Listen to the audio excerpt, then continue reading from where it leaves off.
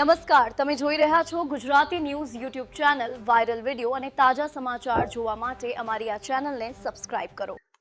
ગઈકાલે Surat railway station ઉપર જે લિફ્ટ છે 2 નંબર પ્લેટફોર્મ પર, ત્યાં પેસેન્જર છે એ લિફ્ટમાં જતા હતા. મીનવાઇલમાં એક આરોપી છે, જે મૂળ નામ છે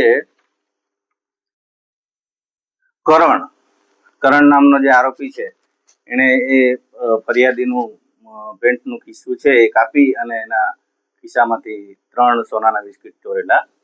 જે બાબતે અમારા અધિક પોલીસ મહાનિર્દેશક સાહેબ શ્રી દામોર સાહેબ તથા સોની સાહેબ અમારા એસપી છે, એમણે અમને સૂચના કરેલી ગુનો ગમે તે રીતે ડિટેક્ટ કરો, જેથી અમે અમારી ટેકનિકલ સર્વેલન્સ ટીમ તથા એલસીબીના માણસો અને સુરત રેલવે પોલીસ સ્ટેશનના માણસો, અમારી આખી ટીમ છે એ 150 થી 200 જેટલા સીસીટીવી ફૂટેજ ચેક કરેલા.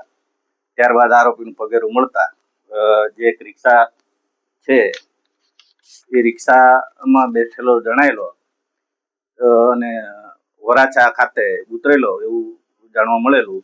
જે ચેક કરતા આરોપીને લાવીને પૂછપરછ કરતા તેની પાસેથી બિસ્કિટ કબજે કરેલ છે. આ આરોપી કોણ છે, કેવી રીતે ફરિયાદીનો સંપર્કમાં આવ્યો? ફરિયાદી છે એ વડગામ બાજુથી ટ્રેનમાં બેસીને આવેલો અને 2 નંબરનું જે પ્લેટફોર્મ છે ત્યાં લિફ્ટમાંથી એ ઉતરવાની કોશિશ કરેલી, મતલબ પેસેન્જર તરીકે ઉતરેલા. એની હારે આરોપીએ ભીડભાડનો લાભ લઈને ખિસ્સું કાપેલું. આરોપી ક્યાં છે સર? આરોપી મૂળ ભાવનગરનું વતની છે. એ હાલમાં તો પોતે મજૂરી કામ કરે છે એવું જણાવેલ છે, પરંતુ એના ઘરની ઝડપી તપાસ અમારા એલસીબીના માણસો અને એ લોકોએ કરેલી.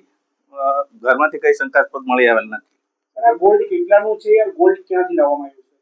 ગોલ્ડ છે એ જૈન દેરાસરમાંથી મળેલું છે દાનમાં, અને ટોટલ 100 ગ્રામના 3 બિસ્કિટ છે, જેની અંદાજિત કિંમત છે 45 લાખ જેટલી.